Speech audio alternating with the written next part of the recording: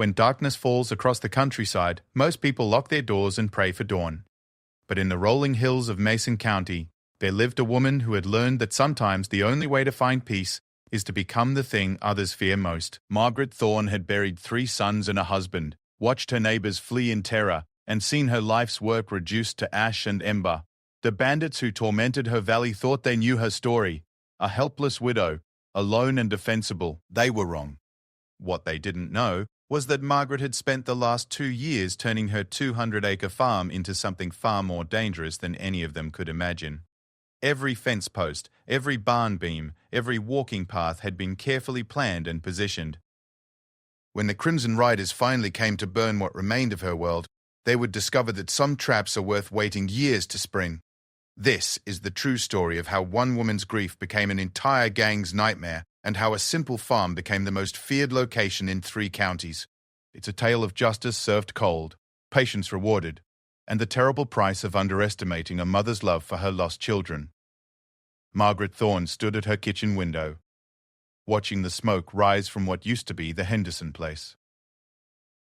The autumn wind carried the bitter smell of burned timber and something else she didn't want to think about.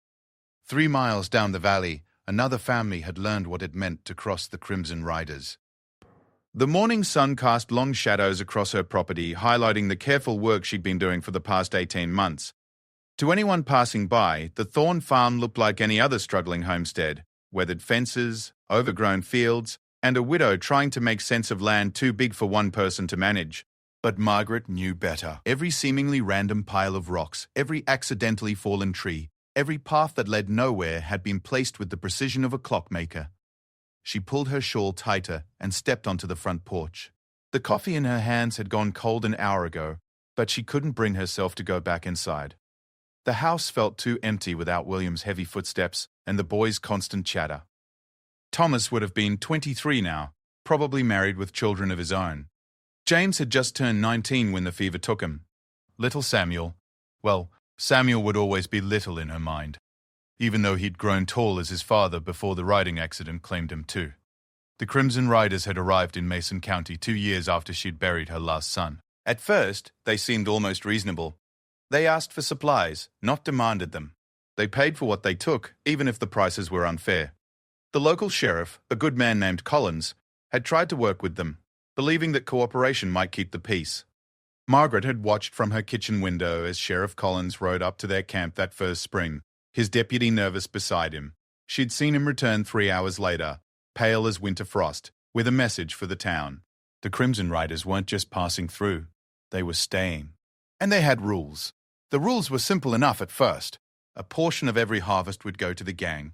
Any travelers passing through the valley would pay a toll. No one would speak to law enforcement from outside the county without permission. Businesses would offer discounts to gang members. Most people grumbled but complied. It was easier than fighting, they reasoned. Safer for their families. But gangs are like fires. They always need more fuel to keep burning. By the second year, the portions they demanded had grown larger. The tolls increased every month. Young men from the valley started disappearing, either recruited by force or killed for refusing to join. Women, traveling alone, learned to take longer routes around Mason County entirely. The Hendersons had been the first to openly refuse the gang's demands. Margaret had known Robert Henderson since childhood. He was a stubborn man with strong principles and an even stronger back. When the riders came for their share of his corn harvest, Robert had met them at his gate with a shotgun and told them exactly what they could do with their demands. His wife Sarah had begged him to reconsider, but Robert believed that good people shouldn't bow to evil ones, no matter the cost. The cost had been everything. Margaret had heard the gunshots from 3 miles away. By the time she'd saddled her horse and ridden over, the Henderson farmhouse was already engulfed in flames. She'd found Sarah's body in the garden, a single bullet wound to the back of her head. Robert was in the barn, hung from the rafters with his own rope. Their teenage daughter Emma was never found, though everyone knew what that meant. The message was clear to everyone in the valley: comply or burn. Standing on her porch now, Margaret could still see the blackened skeleton of the Henderson barn against the morning sky. The riders had left it that way on purpose, a constant reminder of what happened to those who defied them. Most of the other families in the area had packed up and left within a month of the Henderson murders. Those who stayed kept their heads down and paid what was demanded. But Margaret had nowhere to go, and nothing left to lose. She'd inherited this land from her father, who'd inherited it from his father before him. 3 generations of Thorns had worked this soil, raised their children here, and been buried in the small cemetery on the hill overlooking the valley. William was there, along with all 3 boys. The granite stones she'd placed over their graves were the most expensive things she'd ever bought, and she'd sold her wedding ring to pay for them. The Crimson Riders' leader was a man named Vincent Croak, though most people called him Red Vincent, on account of his rust-colored beard and his preference for bloodshed. Margaret had seen him exactly twice since the gang had taken control of the valley.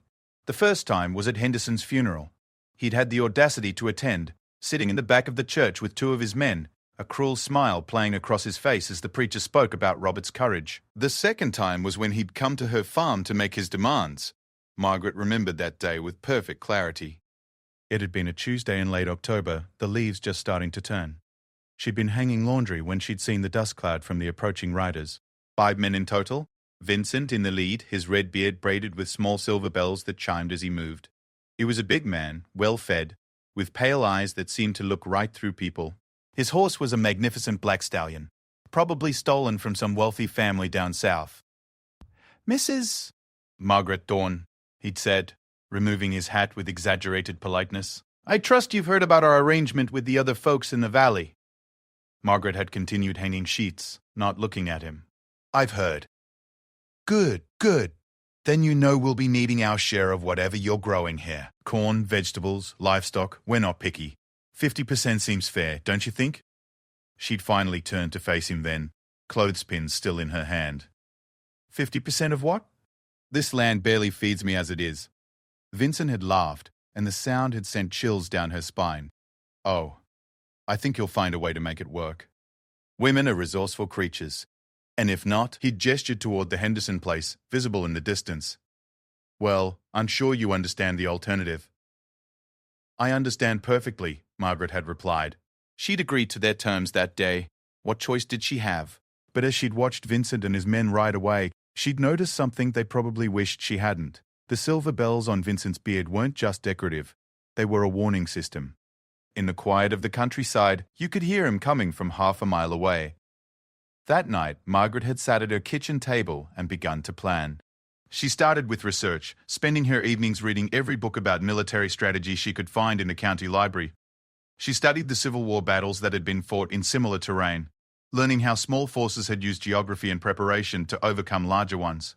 She read about famous sieges, successful ambushes, and the psychology of fear. The physical preparation had begun slowly. Margaret knew the riders watched the valley, so any dramatic changes to her property would be noticed and investigated. Instead, she made subtle modifications that looked like normal farm maintenance. A fence line adjusted here, a drainage ditch dug there. She moved rocks to create what appeared to be lazy barriers against erosion, but were actually carefully planned obstacles for horses. Winter gave her the cover she needed for more extensive work. The gang rarely ventured out in the harsh mountain weather, preferring to wait out the cold months in their camp 15 miles north of the valley. Margaret used those months to transform her property into something that would have impressed Confederate engineers. She dug hidden pits along the main path to her house, covering them with thin layers of boards and dirt that would hold a person's weight but collapse under a horse. She installed what appeared to be decorative wooden wind chimes throughout her property, but were actually an intricate alarm system that would alert her to approaching visitors from any direction. She even rigged her own version of deadfalls, heavy logs balanced in trees that could be triggered to fall with the pull of a rope. The most clever part of her plan involved the old root cellar behind the house. William had dug it deep into the hillside to store vegetables through the winter. Margaret expanded it, creating a tunnel system that connected to hidden exits throughout her property. If she needed to disappear quickly, she could vanish underground and emerge anywhere within a quarter-mile of her house. But perhaps her most brilliant modification was the one no one would ever see coming. Margaret had discovered that the riders had a particular fondness for alcohol. They regularly raided the general store in town for whiskey and beer, and several local farmers had mentioned being forced to give up their personal stashes. If the gang came for her land, Margaret reasoned, they would certainly help themselves to anything alcoholic they could find. That's where the pig farmer in the next county had proven invaluable. Herman Kowalski raised hogs for slaughter, but he also had a side business making moonshine that was legendary for its potency. Margaret had ridden to his place in the dead of winter, her horse struggling through snowdrifts, to make him an unusual proposal. She wanted to buy his strongest, most potent alcohol, not to drink, but to mix with something that would make anyone who consumed it very, very sick. Herman had initially refused. He was a God-fearing man who didn't believe in poisoning people, even criminals. But when Margaret explained what had happened to the Hendersons and what she feared would happen to her, his perspective changed. Together, they had created what Herman called Devil's Brew, moonshine laced with enough ipecac root to incapacitate a full-grown man for hours without killing him. Margaret had spent the spring planting this special alcohol throughout her property. Bottles buried in her garden, jugs hidden in her barn, and a particularly large container prominently displayed in her kitchen, where any thieves would be sure to find it. She'd even taken the precaution of marking each container with a small notch that only she would recognize, ensuring she'd never accidentally consume her own trap. As summer turned to fall, Margaret's preparations were complete. Her farm looked innocent enough to casual observers, but it was actually a complex maze of obstacles, alarms, and carefully planned escape routes. She'd transformed 200 acres of farmland into a fortress designed by a woman who'd had 2 years to plan her revenge. The test had come sooner than expected. 3 men from the gang had arrived in early September to collect their portion of her harvest. Margaret had watched from her kitchen window as they'd ridden up, noting with satisfaction that they'd taken the exact path she'd hoped they would. The lead rider's horse had stumbled in one of her hidden depressions, causing the man to curse and dismount to check his animal's leg. While he was distracted, Margaret had slipped out her back door and taken her position in the root cellar tunnel. From there, she could observe the men through carefully placed peepholes without being seen. She'd watched them prowl through her property, taking corn from her fields and apples from her trees. One of them had found the jug of Devil's Brew in her barn. "Look what the widow's been hiding," he'd called to his companions, holding up the container. "Smells strong enough to clean horseshoes." Margaret had held her breath as the 3 men passed the jug around, each taking a generous drink. Within 20 minutes, all 3 were violently ill, doubled over in her yard and retching into her flower beds. They'd barely managed to mount their horses and ride away, convinced they'd caught some sort of stomach flu. The incident had brought Margaret respect among the gang members. Word spread that the Thorn place was somehow cursed, that anyone who spent too much time there got sick. Vincent himself had avoided visiting her farm after that, sending subordinates to collect her payments instead. But Margaret knew her luck wouldn't last forever. The Hendersons had proven that the Crimson Rider's patience had limits. Eventually, Vincent would decide that a sick widow was more trouble than she was worth. When that day came, Margaret intended to be ready.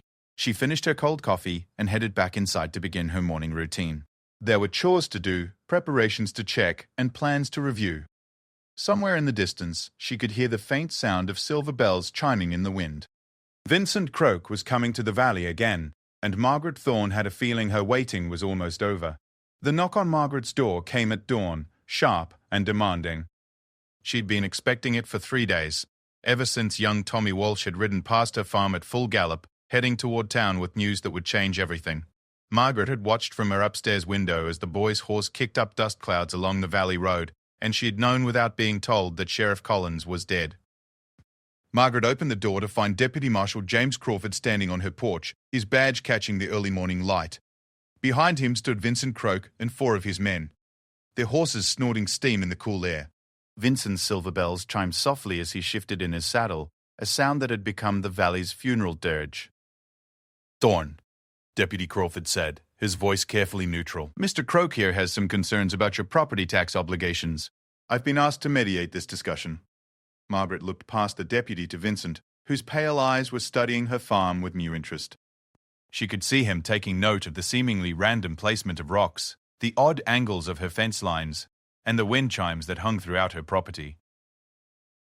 His expression suggested he was beginning to realize that the Thorne farm might not be as harmless as he'd previously assumed. "Tax obligations?" Margaret asked, though she knew exactly what this was about.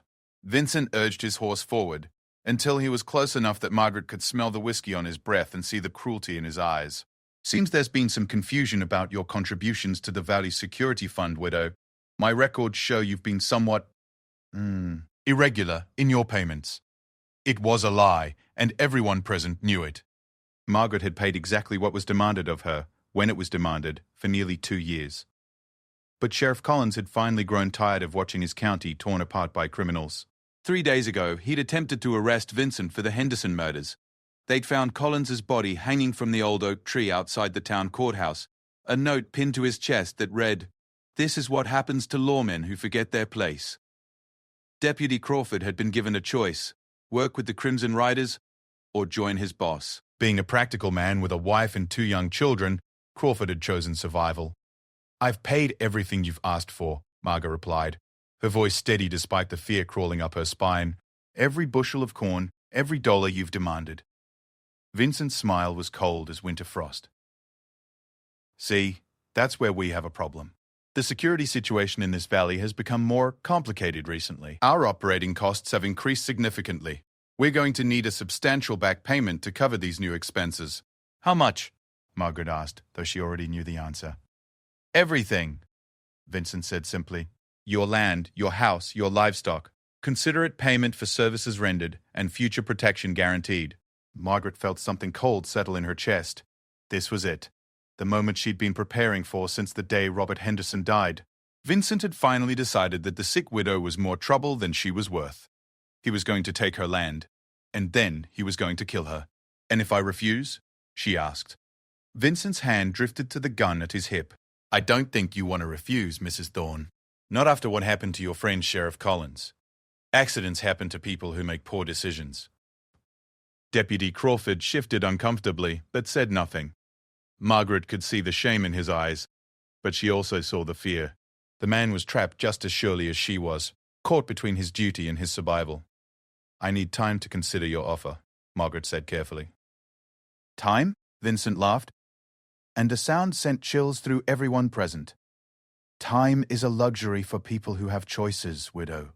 You have until sunset today to gather whatever personal belongings you can carry on horseback. Tomorrow morning, this land belongs to the Crimson Riders." Margaret looked around at the farm that had been her family's for 3 generations. The house where she'd raised her sons, the fields where her husband had taught them to work the land, the small cemetery on the hill where they all rested now. Everything her family had built, everything they died for, would be gone by tomorrow. "And if I'm not ready to leave by sunset?" she asked. Vincent's smile widened, revealing teeth stained yellow by tobacco and whiskey. "Then we'll help you leave. Permanently." The threat hung in the air like smoke from a wildfire. Margaret nodded slowly, as if she were considering surrender. Inside, however, her mind was racing through the preparations she'd made, the traps she'd set, and the justice she'd been planning for 2 long years. "I understand," she said finally. "You've made your position very clear." "Good," Vincent said, pulling his horse back from the porch. "I'm glad we could resolve this like civilized people. Boys, why don't you take a look around the property? Make sure everything's in order for tomorrow's transfer." Margaret watched as Vincent's men dismounted and began prowling through her farm. They moved with the casual arrogance of predators who had never encountered prey that could fight back. One of them, a thin man with nervous eyes named Pete Hawkins, headed straight for her barn. Another, a massive brute called Ox Miller, began examining her livestock with the calculating gaze of someone estimating their worth. The third man, Jimmy Santos, was the youngest of the group and had the cruel energy of someone trying to prove himself to his elders. He wandered toward the back of the property, where Margaret's root cellar was hidden behind a screen of overgrown blackberry bushes. Deputy Crawford remained on his horse, clearly uncomfortable with his role in the proceedings. Margaret could see him glancing towards town, probably wondering if there was any way to undo the choices he'd made. But it was too late for second thoughts now. "Deputy," Margaret said quietly, "when this is over, what happens to the other families in the valley?" Crawford's face darkened. "I expect they'll reach similar agreements with Mr. Dubby. Croak about their tax obligations. All of them? The smart ones will." Vincent interjected. "The stupid ones will join Sheriff Collins under that oak tree." Margaret nodded as if she understood. She was beginning to see the full scope of Vincent's plan. The Hendersons had been a warning. Sheriff Collins had been a demonstration. Her farm was going to be the proof that no one in the valley could resist the Crimson Riders. Once word spread that the stubborn widow Thorne had been driven from her land, the last spark of resistance in Mason County would die. From the barn came the sound of Pete Hawkins discovering her hidden jug of devil's brew. Margaret heard him call out to his companions, his voice excited with the prospect of free alcohol. She allowed herself a small smile. Some lessons needed to be taught more than once. "Find something interesting, Pete," Vincent called back. "Widow's been holding out on us, boss. Got herself a nice jug of corn liquor hidden in the hay. Well, bring it over here. Let's see what kind of quality our new property has been producing." Margaret watched Pete emerge from the barn, carrying the jug she placed there specifically for this moment. The moonshine inside was Herman Kowalski's finest work, mixed with enough ipecac root to put a man down for hours. She'd marked the container with 3 small notches, her code for the strongest batch. Pete unscrewed the cap and took a cautious sniff. His eyes widened with appreciation.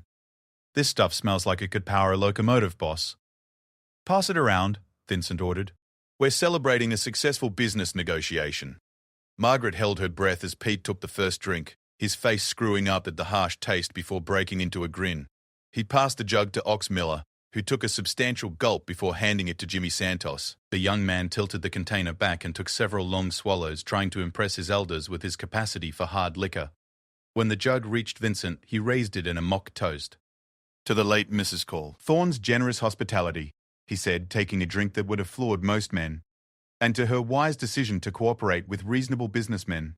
Deputy Crawford declined when the jug was offered to him, claiming he never drank while on duty. Margaret found herself hoping the deputy might survive what was coming. He was a weak man, but not an evil one, and she had no particular desire to see him suffer. Within minutes, Margaret could see the first signs that her trap was taking effect. Pete Hawkins was wiping sweat from his forehead despite the cool morning air. Ox Miller kept swallowing hard, as if trying to keep something down. Jimmy Santos had gone pale and was breathing heavily. "Something wrong, boys?" Vincent asked, though Margaret noticed he was looking a bit green around the edges himself. "Must be the excitement of the new acquisition," Pete managed, though his voice was strained. "Just feeling a little unsettled." Vincent frowned and looked at the jug in his hands. For a moment, Margaret thought he might realize what had happened, but before he could voice his suspicions, his own stomach rebelled, and he doubled over in his saddle, retching violently. The next few minutes were chaos. All 4 gang members were overcome by violent nausea, dismounting from their horses to vomit in Margaret's yard. Pete Hawkins collapsed entirely, curled in a ball near the barn door. Ox Miller was on his hands and knees, making sounds like a dying animal. Jimmy Santos had staggered toward the fence line and was hanging onto a post for support while his body purged itself of the poisoned alcohol. Vincent, despite being as sick as the others, managed to maintain some control. He wiped his mouth with the back of his hand and fixed Margaret with a murderous glare. "What did you do?" he gasped. "Nothing," Margaret replied innocently. "You're the ones who decided to steal my personal property." "You poisoned that liquor," Vincent accused, though another wave of nausea prevented him from saying more. "That's a serious accusation," Deputy Crawford interjected, though his voice suggested he was beginning to understand what had really happened. "Do you have any proof?" Vincent tried to answer but was overcome by another bout of vomiting. Margaret watched with satisfaction as the man who had terrorized her valley was reduced to a helpless, retching wreck in her front yard. It wasn't the full justice she wanted, but it was a start. "Gentlemen," she said politely, "you're welcome to rest here until you're feeling better. I can bring you some water if you'd like." The offer was ignored. Vincent, still green but determined, managed to climb back into his saddle despite his condition. His men followed suit, though Pete Hawkins needed help from the others to mount his horse. "This isn't over, widow," Vincent snarled, his face twisted with rage and illness. "You've got until sunset, and then we're coming back. All of us. And when we do, you're going to wish you'd taken our generous offer." Margaret nodded calmly. "I'll be here waiting for you."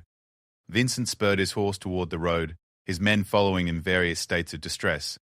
Deputy Crawford lingered for a moment, studying Margaret with new eyes. "Ma'am," he said quietly, "I don't know what you're planning, but Vincent Croak isn't the kind of man who forgives and forgets. When he comes back, he'll bring every gun he can find." "I appreciate your concern, Deputy," Margaret replied, "but I've lived on this land for 30 years. I'm not leaving now." Crawford shook his head and rode after the others, leaving Margaret alone with her thoughts and her preparations. She watched the group disappear down the valley road, noting with professional interest that Vincent's silver bells had stopped chiming. Apparently, violent nausea affected even his vanity. The sun was climbing higher now, warming the October air and casting sharp shadows across her property. Margaret had perhaps 8 hours before Vincent returned with his full gang. 8 hours to complete her final preparations and mentally prepare herself for what was coming. She walked to a barn and retrieved a shovel, then headed for the small cemetery on the hill behind her house. The graves were arranged in a neat row under the spreading branches of an old maple tree. William first, then Thomas, James, and finally little Samuel. Margaret had visited them every day for the past 5 years, talking to them about her plans, her fears, and her hope for justice. Now it was time for a different kind of conversation. Margaret knelt beside William's grave and began to speak in a voice too quiet for anyone else to hear. She told him about Vincent's ultimatum, about the choice she'd been forced to make, and about what she intended to do when darkness fell. She asked for his understanding and his forgiveness for what she was about to become. Then she began to dig. Margaret had been adding to her underground tunnel system for 2 years, but there was one final connection she needed to make. The passage from her root cellar ran close to the cemetery, but she'd never completed the link. If everything went according to plan, she would need a way to reach this sacred ground without being seen. As she worked, Margaret thought about the letters she'd written over the past months. One to her sister in California, explaining everything that had happened and why she'd made the choices she had. Another to the federal marshals, detailing Vincent Croke's crimes and providing a map of the gang's camp. A third to the newspaper editor in the county seat, telling the true story of the Henderson murders and Sheriff Collins's death. All 3 letters were hidden in different locations around her property, each one marked with instructions that they should only be opened if Margaret herself didn't survive the next 24 hours. The tunnel connection took her 3 hours to complete. By the time she emerged from underground, the sun was directly overhead, and her clothes were caked with dirt and sweat. Margaret cleaned herself up and began the final phase of her preparations. She moved through her property systematically, checking each trap and making minor adjustments. The hidden pits along the main path were covered with fresh dirt and leaves. The deadfall triggers were tested and reset. The alarm system of wind chimes was adjusted for maximum sensitivity. Most importantly, she verified that every bottle and jug of Devil's Brew was properly placed and marked. When Vincent returned tonight, he would bring every member of his gang, probably 15 or 20 men in total. Margaret needed to ensure that as many of them as possible would be incapacitated by her poisoned alcohol before the real fighting began. As the afternoon wore on, Margaret found herself thinking about the woman she'd been 5 years ago. That Margaret had been a wife and mother, someone who baked bread for church socials and helped her neighbors during harvest time. She'd believed in law and order, in the goodness of people, and in the idea that justice would always prevail. The woman preparing for battle now was someone entirely different. She'd been forged in grief and tempered by rage, shaped by 2 years of careful planning and patient waiting. She was no longer someone who believed in the goodness of people. She was someone who understood that sometimes good people had to do terrible things to stop evil ones. As the sun began to sink toward the western hills, Margaret made her final preparations. She loaded her husband's rifle and placed it in the tunnel beneath her house, along with additional ammunition and supplies. She changed into dark clothing and sturdy boots. She braided her grey hair tightly to keep it out of her face during what was to come. Finally, she walked one last time through the house where she'd raised her family. She touched the chair where William used to sit in the evenings, reading his newspaper by lamplight. She paused in the boys' room, looking at the beds that had remained empty for 5 years. She stopped in her own bedroom and picked up the photograph from her dresser, her entire family together at Thomas's graduation from school. Margaret kissed the photograph gently and placed it in her pocket. Then she extinguished all the lamps in the house and disappeared into the tunnel system beneath her farm. The sun was setting over Mason County, and Vincent Croke was coming with blood in his eyes and death in his heart, but Margaret Thorne was ready for him. The hunter was about to become the hunted. The first sound Margaret heard was the silver bells. Vincent Croke's approach had been heralded by that distinctive chiming for the past mile, the sound carrying clearly through the crisp October night. Margaret crouched in her hidden observation post beneath the barn, watching through carefully concealed peepholes as 23 riders emerged from the tree line and began their descent toward her farm. She had counted them twice to be certain. Vincent had brought his entire gang just as she'd expected.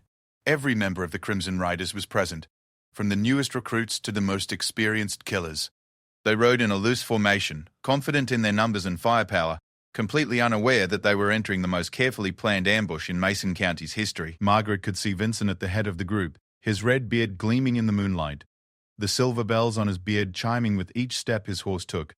His face was hard with anger and determination. The morning's humiliation with the poisoned liquor had clearly festered in his mind all day, transforming what should have been a simple eviction into a personal vendetta. Behind him rode his lieutenant, Carl Snake Morrison, a thin man with dead eyes, who was known for his skill with a knife. Then came the rest of the gang. Pete Hawkins, still pale from his morning sickness, but determined to redeem himself. Ox Miller, massive and brutal, carrying a double-barreled shotgun across his saddle. Jimmy Santos, young and eager to prove his worth, and 18 other men whose names Margaret had learned through careful observation over the past 2 years. Each one of them was armed to the teeth, rifles, pistols, knives, and in some cases multiple weapons per man. They had enough firepower to level a small town, and they were all focused on one lone widow who had dared to defy their authority. Margaret felt a cold smile cross her face. Let them come. The riders approached her property along the main path, exactly as she had hoped. Vincent was being predictable, choosing the most direct route to her house rather than approaching from an unexpected angle. His arrogance was working in Margaret's favor. He saw no need for stealth or tactical thinking when dealing with a helpless woman. The first trap triggered when Vincent's horse reached the midpoint of the path between the road and Margaret's front porch. The animal's hoof broke through the thin covering of one of Margaret's hidden pits, sending horse and rider tumbling to the ground in a tangle of limbs and curses. Vincent hit the dirt hard, his silver bells jangling discordantly as he rolled away from his thrashing mount. The horse, a magnificent black stallion that was probably worth more than most people earned in a year, scrambled to its feet with a distinctly pronounced limp. Its left foreleg was badly injured, possibly broken. "Boss," Snake Morrison called out, spurring his own horse forward to help. "Stay back," Vincent snarled, pulling himself upright and dusting off his coat. "It's a trap. The whole damn place is rigged." Margaret watched with satisfaction as Vincent examined the pit that had claimed his horse. It was perfectly concealed, just deep enough to injure an animal without being immediately visible. Vincent's face was dark with rage as he realized the implications. "Spread out," he ordered his men. "Check every inch of ground before you step on it. The widow wants to play games? We'll show her what happens to people who get too clever for their own good." The gang members dismounted and began moving forward on foot, testing each step carefully. Margaret had expected this response and she was ready for it. The hidden pits were only the first layer of her defenses, designed to slow down her enemies and make them cautious rather than eliminate them entirely. Pete Hawkins discovered the second trap when he tried to climb over what appeared to be a harmless rail fence near the barn. The fence looked solid enough, but Margaret had carefully weakened the top rail so it would collapse under any significant weight. Hawkins went down hard, landing in a patch of blackberry bushes that left him covered in thorns and cursing like a sailor. "Careful, boys," Vincent called out. "Every damn thing on this property is designed to hurt us. Move slow, watch each other's backs, and remember, I want the widow alive. She's got some explaining to do before she dies." Margaret felt a chill at the cold promise in Vincent's voice, but she pushed her fear aside. She'd known from the beginning that this night would end with her death or his. There was no middle ground, no possibility of negotiation or mercy. This was a blood feud now, and only one side would see the dawn. The gang was moving more carefully now, but they were still advancing toward her house. Margaret waited until they were close enough to her barn before triggering the next phase of her plan. The wind chimes began to ring. Margaret's early warning system was more sophisticated than it appeared. What looked like random decorative chimes hanging from trees and fence posts were actually a complex network of interconnected alarms. By pulling a single rope in her underground tunnel, Margaret could trigger a cascade of motion that would set every chime on her property ringing at once. The sudden noise in the previously quiet night made several of the gang members jump and reach for their weapons. Vincent himself spun around, trying to locate the source of the sound, his hand on his pistol grip. "What the hell?" Snake Morrison muttered, looking up at the nearest chime as it swayed in what should have been still air. "It's nothing," Vincent said, though his voice suggested he wasn't entirely convinced. "Just wind. Keep moving." But the chimes served their real purpose. They masked the sound of Margaret moving through her tunnel system. While the gang was distracted by the noise above ground, she was repositioning herself for the next phase of her plan. Margaret emerged from a hidden exit near her chicken coop, 30 yards from where the gang was currently gathered. From this position, she had a clear view of most of Vincent's men and access to one of her most important traps. The chicken coop itself looked innocent enough, but Margaret had spent months modifying it into something far more dangerous. The structure was rigged with what she privately called her Scarecrow Surprise, a collection of improvised explosive devices made from black powder salvaged from old shotgun shells and mining equipment. Margaret had no intention of killing all 23 men with explosives. That would be too quick, too clean, and too merciful for what they had done to her Veli. But she did need to thin their numbers and create confusion, giving her the advantage she would need for the more personal justice she had planned. She waited until half of the gang was close to the chicken coop before lighting the fuse. The explosion lit up the night like a miniature sun, sending splinters of wood and clouds of feathers flying in all directions. The blast wasn't large enough to kill anyone who wasn't standing directly next to the building, but it was more than sufficient to knock several men off their feet and temporarily blind everyone within 50 yards. Margaret used the chaos to her advantage, slipping back into her tunnel system and moving to another position. She emerged near the barn just as Pete Hawkins and two other gang members were helping each other to their feet, their ears ringing from the explosion. "What was that?" Hawkins shouted, though he probably couldn't hear his own voice. "Some kind of bomb," replied one of his companions, a burly man named Frank Castle. "The crazy witch is trying to blow us all to hell." Margaret allowed herself a moment of dark amusement at being called a witch. If that's what it took to drive these killers from her valley, she'd gladly embrace the title. Vincent was rallying his men, shouting orders and trying to restore some semblance of organization. Several of his riders had minor injuries from the explosion, cuts from flying wood, singed hair, and the temporary blindness that came from staring at the blast. But all of them were still mobile and dangerous. "Burn everything," Vincent commanded. "The house, the barn, every structure on this property. We'll smoke the witch out and finish this." Margaret had expected this order as well. Fire was the Crimson Riders' favorite weapon, and they would naturally turn to it when faced with an enemy they couldn't locate. But she was ready for this escalation too. Jimmy Santos and two other men approached the barn with lit torches, moving cautiously but determined to carry out their leader's orders. They had no way of knowing that Margaret had spent considerable time preparing for this exact scenario. Hidden throughout her barn were barrels and bottles filled with what appeared to be lamp oil, positioned so that any fire would spread quickly and dramatically. But Margaret's oil was actually a mixture of water, molasses, and a small amount of actual kerosene, just enough to make it smell authentic. The result would be a spectacular fire that burned hot and fast but consumed itself quickly, creating maximum distraction with minimum actual damage. More importantly, scattered among the fake oil containers were the real prizes. 3 more jugs of Herman Kowalski's special moonshine. Jimmy Santos discovered the first jug while he was dousing hay bales with what he thought was lamp oil. The container was prominently placed where anyone starting a fire would be sure to notice it, and Margaret had taken extra care to make it look particularly valuable. "Hey, Frank," Jimmy called to his companion. "Look what I found." "Widow's got more of that corn liquor hidden in here." Frank Castle hurried over, his eyes lighting up at the prospect of free alcohol. The explosion and the general tension of the night had left all of the gang members on edge, and the idea of a drink was appealing. "After the morning we had with that poison stuff, you sure you want to risk it?" Frank asked. Jimmy examined the jug carefully, looking for the small notches Margaret used to mark her poisoned containers. This particular jug was unmarked. It contained Herman's regular moonshine, potent but safe. Margaret had included several legitimate bottles among her traps, knowing that the gang would be suspicious of everything after their morning experience. "Looks clean," Jimmy said. "No weird smell, no funny color. I think the stuff we had this morning was just bad batch, not poisoned." Frank remained skeptical, but when Jimmy took a small sip and showed no immediate ill effects, his resistance crumbled. The two men passed the jug back and forth, each taking progressively larger drinks as their caution faded. Within minutes, word had spread to other gang members that safe alcohol had been found. Margaret watched from her hidden position as more men gathered around the barn, passing around the legitimate moonshine and relaxing their guard. It was exactly what she had hoped for. While half of Vincent's gang was drinking, the other half was systematically setting fire to her property. The barn went up first, the flames leaping high into the night sky and casting dancing shadows across the entire farm. Margaret's house was next, the dry wood catching fire quickly and burning with a roar that could probably be heard for miles. Margaret felt a stab of pain as she watched her family home consumed by flames. Every memory of her life with William and the boys was disappearing in smoke and ash. But she pushed the emotion aside. The house was just wood and nails. Her real family was buried on the hill behind the farm, and they would remain there long after these flames had died.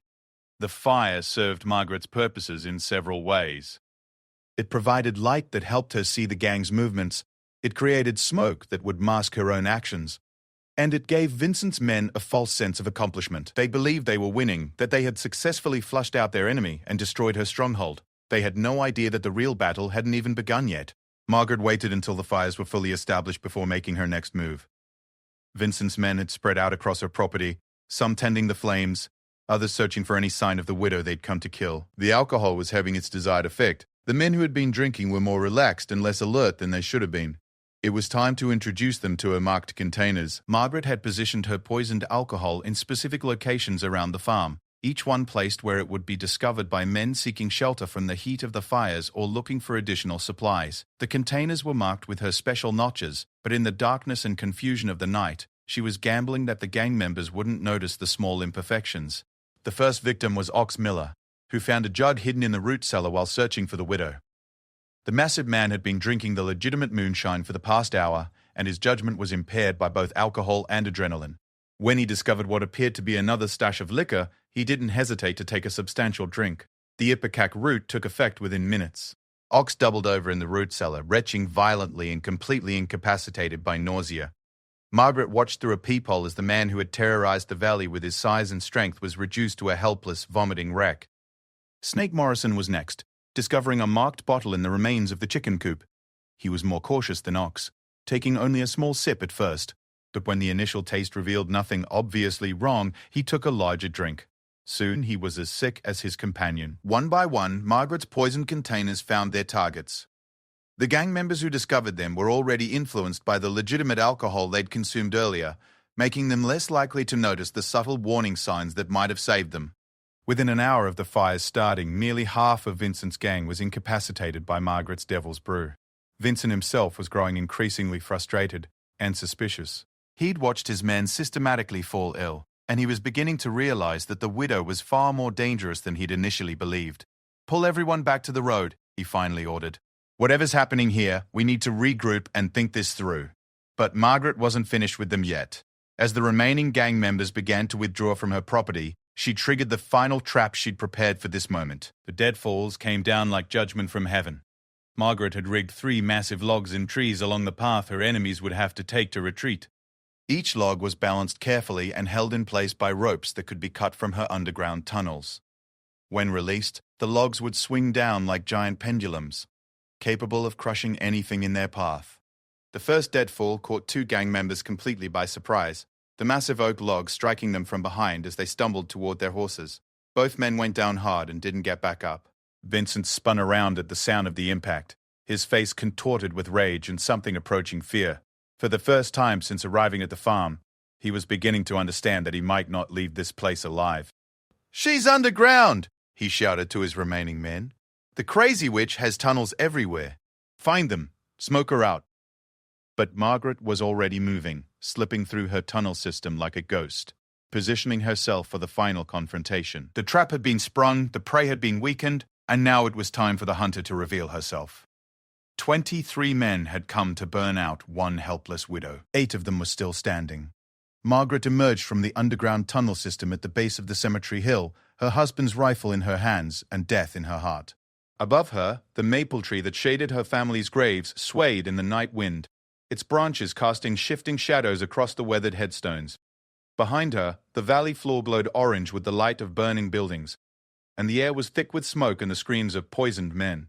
8 members of the Crimson Riders remained mobile out of the original 23. Vincent Croak stood among the burning ruins of what had been Margaret's front yard, his red beard wild with rage, his pale eyes reflecting the firelight like a demon's. Around him, his surviving men clutched their weapons with white knuckles, spinning at every shadow, jumping at every sound that the wind carried through the darkness. Margaret had spent 2 years planning for this moment. 2 years of careful preparation, patient waiting, and controlled fury building inside her chest like steam in a boiler. She had become something new in the crucible of her grief, not the helpless widow that Vincent expected, but something far more dangerous. She was a mother whose children had been taken, a wife whose husband had been stolen by the violence that these men brought wherever they went. She was justice with a rifle. Margaret moved through the cemetery with practiced silence, her feet finding the familiar paths between the graves even in the darkness. She had walked this ground every day for 5 years, talking to her dead family, planning her revenge, and preparing for this night of reckoning. Now William, Thomas, James, and Samuel would finally see their debts paid in full. Vincent was shouting orders to his remaining men, his voice cracking with desperation and fury. The confident gang leader who had terrorized Mason County for 2 years was gone, replaced by a man who was beginning to understand that he had made a fatal error in judgment. "Find those tunnels," Vincent screamed. "Tear this place apart. The witch has to come up somewhere." Margaret smiled coldly and raised her rifle, sighting down the barrel at the man who had destroyed her world. At this distance, perhaps 60 yards, she was confident in her ability to place the bullet exactly where she wanted it. William had taught her to shoot when they were first married, and years of hunting game to feed her family had honed her skills to a fine edge. But Margaret didn't want Vincent dead yet. Not quickly, not cleanly, and certainly not without understanding exactly who had orchestrated his destruction. Instead, she aimed for the man standing next to him. The rifle cracked like thunder in the quiet night, and Frank Castle spun around before collapsing into the dirt, clutching his shoulder where Margaret's bullet had found its mark. The remaining gang members dove for cover, their confident swagger replaced by the desperate scrambling of prey animals who had suddenly realized they were being hunted. "Where did that come from?" Snake Morrison shouted, pressing himself against the ruins of Margaret's barn. Vincent was spinning in circles, trying to locate the source of the gunshot. His silver bells chimed frantically with each movement, the sound that had once announced his approach now marking his panic. Margaret had already moved, slipping through the cemetery and taking a new position behind a large granite headstone. From here, she had a clear view of 3 gang members who had sought cover behind what remained of her chicken coop. They thought they were safe, hidden from view, but they hadn't accounted for the elevated position that gave Margaret a perfect shooting angle. The second shot took down Pete Hawkins, the bullet catching him in the leg and sending him tumbling into the dirt with a scream of pain and surprise. The man who had helped himself to her poisoned liquor that very morning was now learning what it meant to face Margaret Thorne when she was no longer pretending to be helpless. "She's up on the hill!" Jimmy Santos shouted, pointing toward the cemetery. "The crazy witch is shooting from the graves."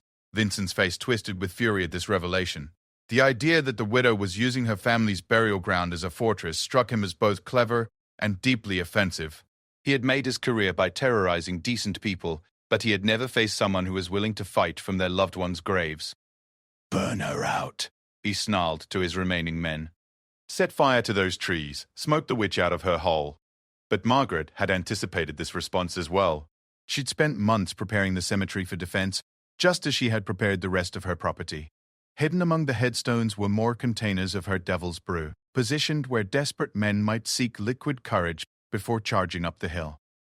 She'd also rigged several more deadfalls in the trees around the cemetery, ready to crush anyone foolish enough to approach her family's resting place. Snake Morrison was the first to try Margaret's defenses. The thin man with the dead eyes began working his way up the hill, moving from headstone to headstone in an attempt to flank her position. He'd made it perhaps 20 yards when he discovered one of Margaret's marked containers, hidden behind a monument to some long-dead farmer. Snake was more cautious than his fallen comrades had been, examining the container carefully before taking even a small sip. But the moonshine inside was Herman Kowalski's most potent mixture, and even a small amount was sufficient to send Snake stumbling back down the hill, retching violently and completely incapacitated. Margaret watched with cold satisfaction as another of her tormentors was reduced to a helpless, vomiting wreck. She was methodically dismantling Vincent's gang, piece by piece, man by man, using their own weaknesses against them. Vincent was down to 5 mobile men now, and his rage was approaching madness. The careful leader who had terrorized Mason County was being replaced by something far more dangerous, a cornered animal with nothing left to lose. "Jimmy, take 2 men and circle around to the left," Vincent ordered. "The rest of us will go straight up the middle. She can't watch all directions at once." Margaret heard the order from her position behind William's headstone. Vincent was finally using sound tactics, trying to divide her attention and approach from multiple angles. But he was also making the mistake of underestimating her knowledge of the terrain. Margaret had spent 5 years walking every inch of this cemetery. She knew which headstones provided the best cover, which trees offered concealment, and where the ground was most treacherous in the darkness. More importantly, she knew exactly where she'd placed each of her remaining traps. Jimmy Santos and his 2 companions began their flanking maneuver, moving through the darkness with weapons ready. They were more careful than their predecessors, testing each step and checking for obvious traps. But Margaret's most subtle preparations were also her most deadly. The tripwire was virtually invisible in the darkness. A thin strand of fishing line stretched between 2 headstones at ankle height. Jimmy was concentrating so intently on watching for threats from above that he never saw the wire until his foot caught it. The deadfall that followed was Margaret's masterpiece of engineering. A massive oak branch, carefully balanced and triggered by the tripwire, came crashing down with the force of a falling tree. Jimmy Santos never knew what hit him. His 2 companions dove for cover, but they were now separated and disoriented in unfamiliar terrain. Margaret picked off the first man with a clean shot to the chest, dropping him among the weathered headstones. The second man, a young recruit whose name she'd never learned, broke and ran for the valley floor, abandoning his leader and his mission in a display of pure cowardice. Vincent watched his man flee with murderous eyes, but he couldn't spare the time to deal with the deserters. He was down to 3 effective fighters now, himself, one of his veteran raiders named Dutch Keller, and a Mexican gunman called Esteban, who was known for his skill with a pistol. "We go together," Vincent told his remaining men. "Straight up the hill, fast and hard. She's got to reload sometime, and when she does, we'll have her." Margaret heard them coming through the darkness, their boots crunching on fallen leaves and loose gravel. Vincent had abandoned stealth in favor of speed, gambling that he could reach her position before she could reload and reposition. It was a reasonable strategy, but it assumed that Margaret only had one rifle. William had been a practical man who believed in being prepared for any situation. Before his death, he'd accumulated a small arsenal of weapons for defending the farm: 2 rifles, a shotgun, and 3 pistols, all of them well maintained and ready for use. Margaret had positioned these weapons throughout the cemetery, creating multiple firing positions that would allow her to engage enemies from different angles without needing to reload. When Vincent and his 2 remaining men charged up the hill, Margaret was ready for them. She dropped Dutch Keller with the rifle from behind William's headstone, then immediately rolled left to a position near Thomas's grave where she'd hidden a shotgun. Esteban had excellent reflexes and managed to get a shot off in her direction, but the bullet sparked harmlessly off the granite monument that protected her. Margaret came up with the shotgun and put both barrels into Esteban's chest, the blast echoing across the valley like thunder. The Mexican gunman was lifted off his feet and thrown backwards, his own pistol flying from his hand to disappear somewhere among the headstones. Vincent Croak found himself alone among the graves, facing a woman he'd underestimated so badly that it had cost him his entire gang. The silver bells on his beard chimed frantically as he spun around, trying to locate Margaret in the darkness, his own weapon clutched in his trembling hands. "Come out, witch!" he screamed. "Come out and face me like a man." Margaret's voice came from the darkness, cold and implacable as winter frost. "I am not a man, Vincent Croak. I am a mother whose children you helped kill. I am a widow whose husband died because men like you brought violence to our valley. I am your judgment." Vincent fired blindly into the darkness, his bullets striking headstones and tree trunks but finding no human targets. Margaret was moving through the cemetery like a ghost, using her intimate knowledge of the terrain to stay ahead of his panicked shots. "You're insane," Vincent shouted. "You've murdered my entire gang. You're no better than we are." "No," Margaret's voice replied from a new direction. "I am exactly what you made me. You wanted to see what happens when decent people are pushed too far." "Congratulations, Vincent. You succeeded." Margaret appeared from behind Samuel's headstone, her husband's pistol in her hand, aimed directly at Vincent's heart. The gang leader tried to bring his own weapon to bear, but his hands were shaking too badly to aim properly. "This is for Robert and Sarah Henderson," Margaret said, and pulled the trigger. Vincent Croak, terror of Mason County, collapsed among the graves of the Thorne family, his silver bells chiming one last time as he hit the ground. The red beard that had given him his nickname was now truly red, soaked with blood that gleamed black in the moonlight. Margaret stood over his body for a long moment, the pistol still smoking in her hand. Around her, the cemetery was littered with the corpses of men who had thought they could terrorize an entire valley without consequence. 23 riders had come to burn out one helpless widow. None of them would see the dawn. Margaret walked to each of her family's graves in turn, speaking quietly to the headstones in the darkness. She told William that his rifle had served her well. She told Thomas that justice had finally come to Mason County. She told James that the bad men who had hurt their neighbors were gone forever. And she told Samuel, her youngest, that he could finally rest in peace. Then she began the long walk down the hill toward whatever remained of her life. Margaret stood in the pre-dawn darkness, surrounded by the bodies of 23 men who had learned too late what it meant to threaten a mother's love. The fires that had consumed her house and barn were beginning to die down, leaving behind smoldering ruins and the acrid smell of burned dreams. But as the first pale fingers of sunlight crept over the eastern hills, Margaret felt something she hadn't experienced in 5 long years: peace. The farm that had been her family's for 3 generations was largely destroyed, but the land itself remained. The soil that had nourished her children, the fields where her husband had taught their sons to work, The small cemetery where they all rested, these things endured. Buildings could be rebuilt, but the foundation of her world was still intact. Margaret walked through the aftermath of her war, checking each fallen gang member to ensure that justice had been thoroughly served.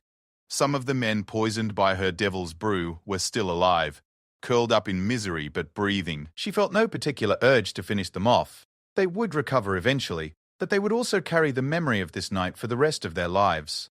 Word would spread throughout the criminal underworld about the widow who had single-handedly destroyed the feared Crimson Riders. Other gangs would think twice before terrorizing Mason County. Vincent Croak lay where she had left him, among the graves of her family, his silver bells finally silent. Margaret looked down at the man who had brought so much pain to her valley and felt nothing but cold satisfaction. He had died exactly where he deserved to die, surrounded by the spirits of those he had wronged, his blood soaking into the same earth that held her loved ones. As the sun climbed higher, Margaret heard the sound of approaching horses. She tensed momentarily before recognizing the rhythm of the hoofbeats.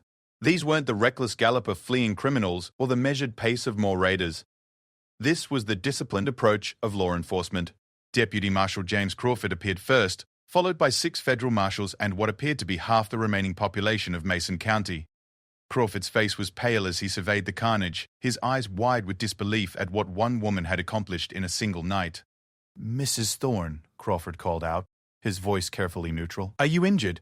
"I'm fine, Deputy," Margaret replied, setting down her rifle and walking toward the group, "though I'm afraid the same can't be said for my uninvited guests." Behind Crawford, Margaret could see familiar faces from town.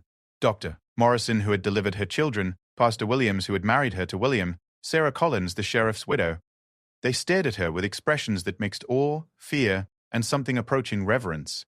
One of the federal marshals, a tall man with steel-grey hair and hard eyes, dismounted and approached Margaret carefully. His badge identified him as Marshal William Stone, and she recognized his name from the letters she'd written over the past months. "Mrs. Thorne," Marshal Stone said, "I received your correspondence about the situation in Mason County. I have to say, your resolution of the problem is more comprehensive than we expected." Margaret met his gaze without flinching. These men murdered Sheriff Collins, burned out the Henderson family, and terrorized this valley for 2 years. They came here last night to kill me and steal my land. I defended myself. Marshal Stone walked among the bodies, taking note of the various wounds and the evidence of Margaret's elaborate preparations. "This wasn't self-defense, ma'am. This was war." "Yes, it was," Margaret agreed. "A war they started when they decided that decent people had no right to live in peace." A war they lost when they underestimated what a mother will do to protect her family's memory. Pastor William stepped forward, his face troubled. "Margaret, what you've done here. All this killing, it's not what William would have wanted. It's not what your boys would have wanted."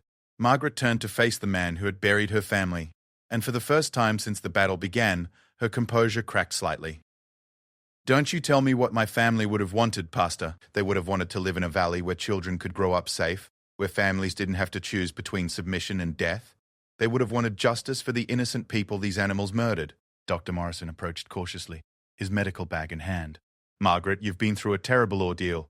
Perhaps you should let me examine you, make sure you're not injured or in shock." "I'm not in shock, Doctor," Margaret replied firmly. "I'm exactly where I need to be, doing exactly what needed to be done. The only thing I regret is that it took me 2 years to find the courage to do it." Marshal Stone had completed his examination of the scene and returned to where Margaret stood. His expression was thoughtful rather than accusatory. "Mrs. Thorne, by all rights, I should arrest you for multiple homicides. But given the circumstances and the evidence of premeditation on the part of these men, I'm inclined to view this as justifiable action taken in defense of your property and person." "Justifiable?" Deputy Crawford interjected. "She killed 23 men. How is that justifiable?" Margaret fixed Crawford with a cold stare. "Where were you when Robert Henderson was murdered, Deputy? Where were you when Sarah Henderson was shot in the back? Where were you when these animals hung Sheriff Collins from a tree like a scarecrow? You had your chance to bring justice to this valley, and you chose cowardice instead." Crawford's face flushed red, but he had no answer for her accusations. Everyone present knew that he had collaborated with the Crimson Riders rather than stand up to them. His survival had come at the cost of his honor. "Mrs. Thorne," Marshal Stone continued, "regardless of the moral justifications, there will have to be an investigation. A territorial judge will need to review the evidence and determine whether charges should be filed. I'm afraid you'll need to accompany us to the county seat. Margaret nodded, unsurprised by this development. She had expected legal consequences for her actions, and she was prepared to face them. I'll need a few minutes to gather some personal belongings and secure my property. Of course, Stone agreed. Take whatever time you need. Margaret walked through the ruins of her home, salvaging what she could from the ashes. Her family's Bible had somehow survived the fire, its leather cover scorched, but the pages intact. The photograph she'd carried in her pocket during the battle was still there, showing her complete family in happier times. In the remains of her bedroom, she found William's watch, the gold case blackened but still ticking.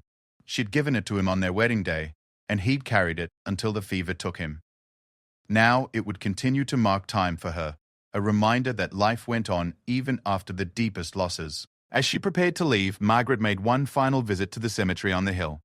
The morning sun was now fully visible above the eastern ridgeline, casting long shadows across the weathered headstones and illuminating the carnage from the night before.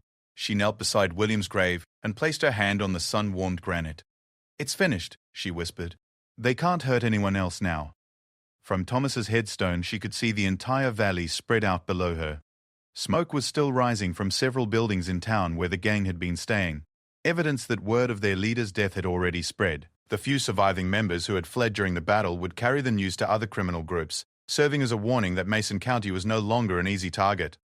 At James's grave, Margaret found herself thinking about the future. Her farm was destroyed, her house was ashes, and she would likely face trial for the events of this night. But somehow, the future didn't seem as bleak as it had 24 hours ago. She had proven to herself that even in the darkest circumstances, justice could still be achieved by those willing to pay the price for it. Finally, she stood beside Samuel's small headstone, reading the inscription she'd had carved there 5 years ago. "Beloved son, taken too soon, but never forgotten." The words had new meaning now. Samuel and his brothers might be gone, but their memory had driven her to do something that would protect other children from the fate that had befallen the Henderson family. "Mrs. Thorne?" Marshal Stone called from the bottom of the hill. "We should be going." Margaret rose and brushed the dirt from her knees. She took one last look at the graves of her family, then began the long walk down the hill toward whatever consequences awaited her. The trial of Margaret Thorne became the most famous legal proceeding in Mason County's history. People traveled from 3 states to watch the widow who had single-handedly destroyed an entire gang of outlaws defend her actions before a territorial judge. The prosecution, led by a young attorney from the territorial capital, argued that Margaret had committed premeditated murder on a massive scale. They painted her as a vigilante who had taken the law into her own hands, setting a dangerous precedent that could undermine the entire legal system. But Margaret's defense attorney, a grizzled veteran named Samuel Heartfelt, presented a different picture entirely.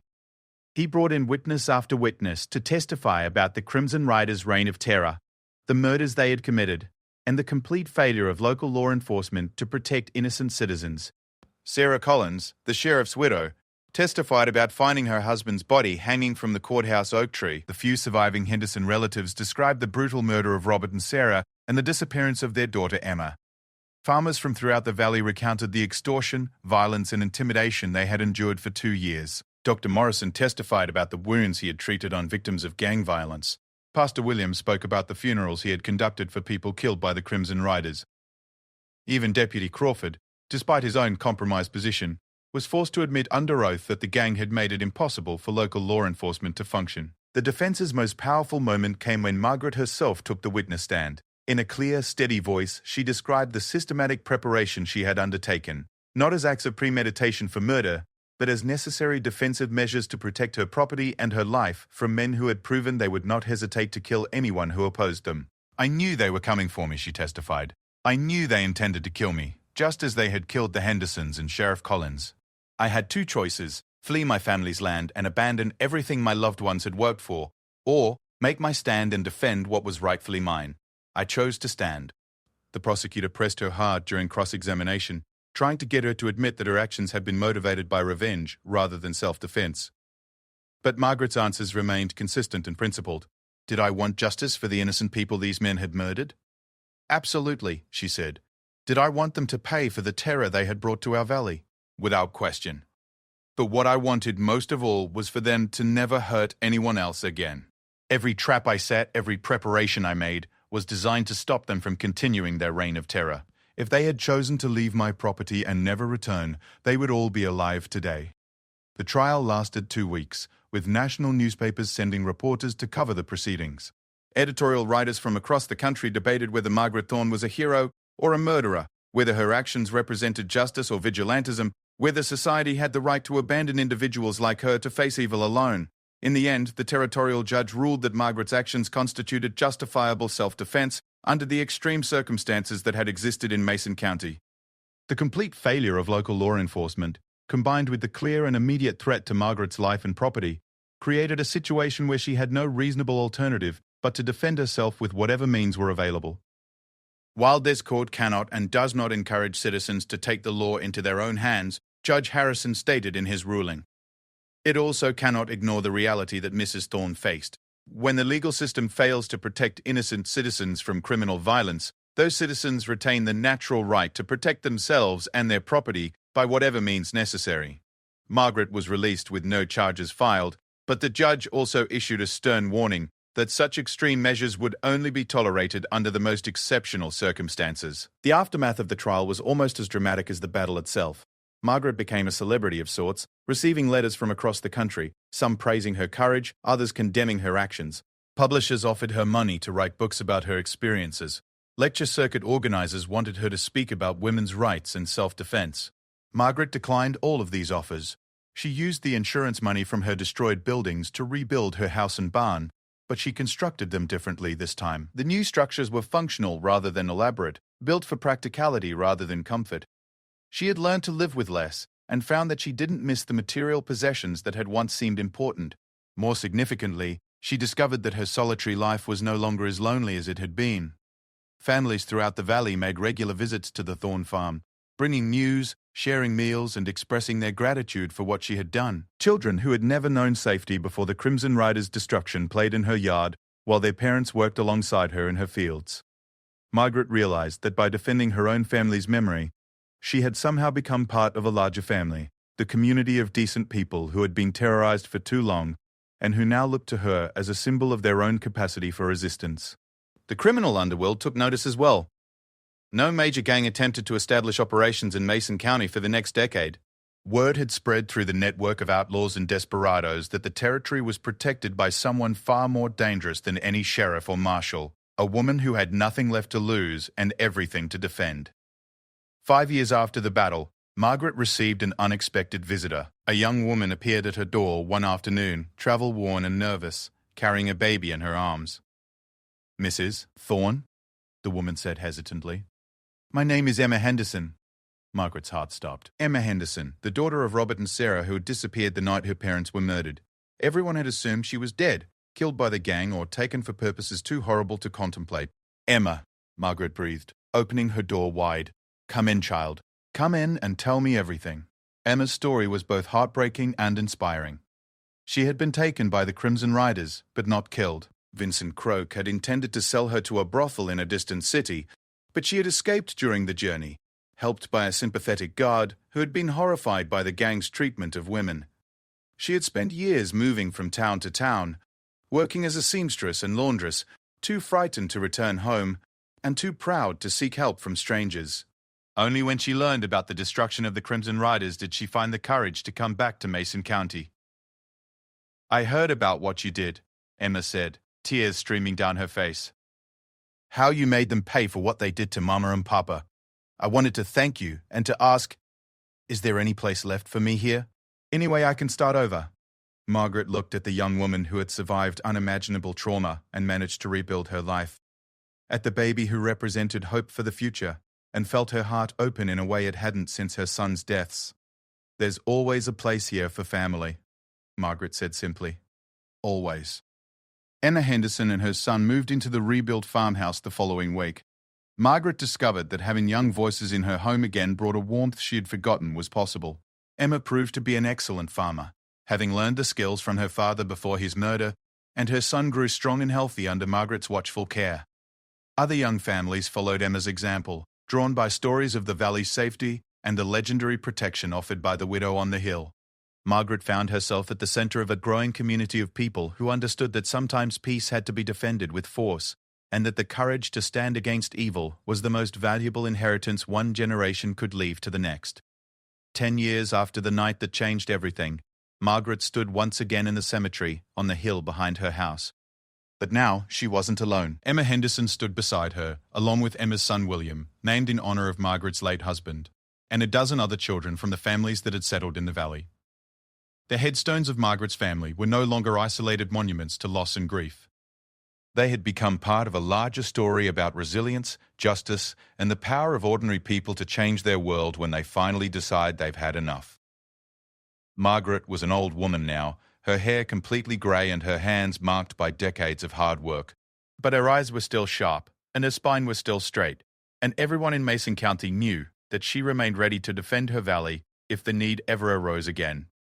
As the sun set over the western hills, painting the sky in shades of orange and gold, Margaret felt a deep sense of completion. She had kept her promise to her family, protected the innocent, and helped create something better from the ashes of tragedy. The bandits who had burned her fields had been unaware that she'd turned her farm into a lethal trap. But they had been even more unaware of something far more dangerous. They had been unaware that they were facing a woman who had nothing left to lose and everything to defend. That had been their fatal mistake, and it would serve as a warning to anyone else who might think that ordinary people would forever remain helpless in the face of evil. Margaret Thorne had proven that even the most seemingly powerless person could become a force for justice when pushed beyond their limits. The widow's war was over, but her legend would endure for generations. A reminder that sometimes the most unlikely heroes are the ones who simply refuse to surrender their homes, their values, or their families' memories to those who would destroy them. In the gathering darkness, silver bells would never again chime a warning of approaching terror in Mason County. Instead, the only sounds were the laughter of children playing safely in their own yards, the conversations of families sharing evening meals, and the whispered prayers of people who had learned that justice, while sometimes delayed, could never be permanently denied. Margaret Thorne had taught them all that lesson, written in fire and blood on one terrible night when a widow decided she had nothing left to lose, and everything worth fighting for.